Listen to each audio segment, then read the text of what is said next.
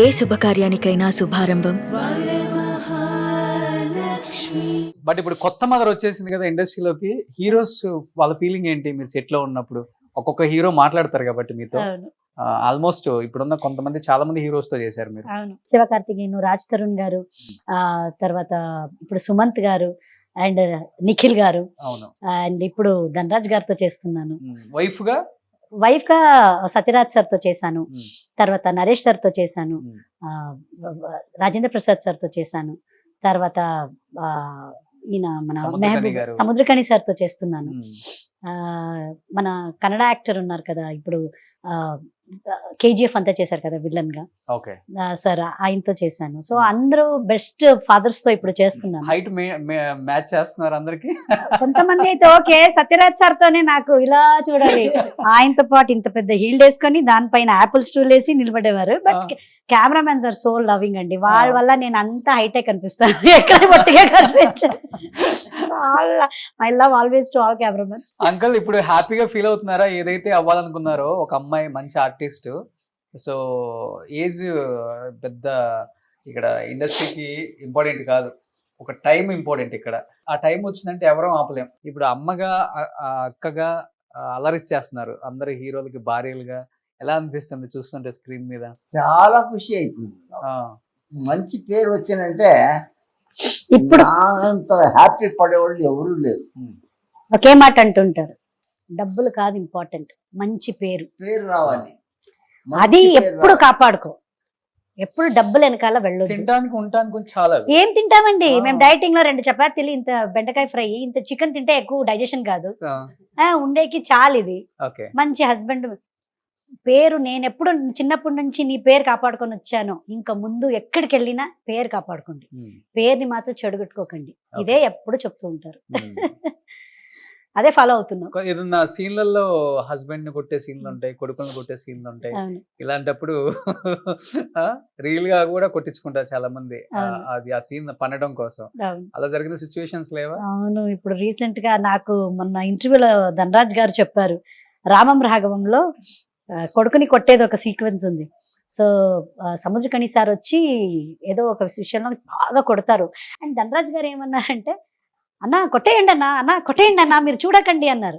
Samuthirakani sir కూడా అలా ఏమి కొట్టని, ఆయన అయితే రియల్ గా చేస్తారు, ఈజ్ రియల్ యాక్టర్. కొట్టాలంటే భాడ్ భాడ్ పాడని చేస్తారు.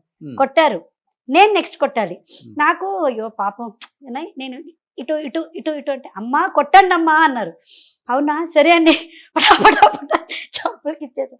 నాకు అది తెలియదు అప్పుడు దెబ్బలు పడిందని. నిన్న ఇంటర్వ్యూలో రివీల్ చేస్తున్నారు, కొట్టింది చాలా దెబ్బ పడిందని. అయ్యో పాపం అనిపించింది. నరేష్ గారిని కూడా కొట్టారంట కదా?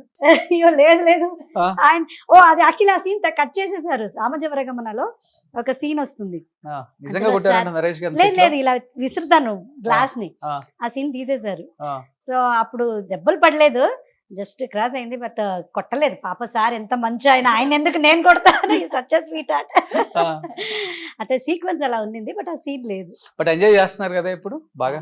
ఎంజాయింగ్ అండి, I love and I'm so lucky. Telugu ఇండస్ట్రీలోనే నాకు నిజం చెప్పాలంటే ఒక గుర్తింపు యాజ్ అన్ ఆర్టిస్ట్ గా వచ్చింది, అండ్ దానికి నేను తెలుగు సినిమా ఇండస్ట్రీకి చాలా కృతజ్ఞత పడతాను. అలాగే ఆడియన్స్ కూడా నన్ను యాక్సెప్ట్ చేసుకున్నందుకు. పేరు చెప్పలేదు, తెలుగు ఇండస్ట్రీ రావాలంటే ఎవరు నీకు ముఖ్య కారణం? K Raghavendra Rao sir. ఆయన వల్లనే ఈ రోజు నేను ఇక్కడ తెలుగు ఇండస్ట్రీలో నేను భోజనం తింటున్నాను. ఫస్ట్ మనోయజ్ఞం సీరియల్, దాని ద్వారానే తెలుగు ఇండస్ట్రీకి నన్ను తీసుకువచ్చారు. ఆయన చేతుల్లో వచ్చిన వాళ్ళంతా పెద్ద పెద్ద యాక్టర్లు అయ్యారు. ఏదో ఒక ద్వారా నేను చిన్నగా వచ్చి కొంచెం ఇప్పుడు మీ అందరికీ నేను తెలుస్తున్నాను అన్నట్టయితే it's all his blessings. Okay, so మీరేంటి యుఎస్ నుంచి మేబీ ఇండియాకి వస్తే మీరు యాక్టింగ్ అయినా లేకపోతే? నాకైతే ఈమె చేస్తూ ఉంటే చూస్తుంటాను కదా, రియలీ నేను చాలా మిస్ అవుతాను. చేయాలని చాలా ఇష్టం ఉంది. మీకు కూడా చాలా ఇష్టం ఉంది. సో అమెరికాలో అమ్మ క్యారెక్టర్లు ఏమైనా ఉంటే చెప్పండి అండి. ప్రమోదిని గారికి మనం ఇక్కడ నుంచి ఫ్లైట్ టికెట్ వేసి హోటల్ మనకు అవసరమా? అప్పుడప్పుడు గుర్తుపెట్టుకోండి, ప్రశాంత్ అమెరికాలో ప్రమోదిని గారి డేట్స్ కావాలంటే మీరు ఎవరు ఫ్లైట్ టికెట్స్ వేయద్దు, మనకి డబ్బులు మిగులుతాయి.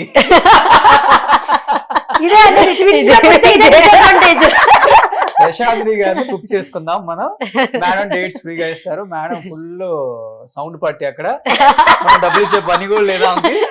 కావాలంటే ఆ ఇంట్లోనే మనకి ఫుల్ వాళ్ళ ఇంట్లో ఎప్పుడు తక్కువ 30 బెడ్రూమ్స్ ఉంటాయి అంటే వాళ్ళ ఇంట్లో 10 acres లో.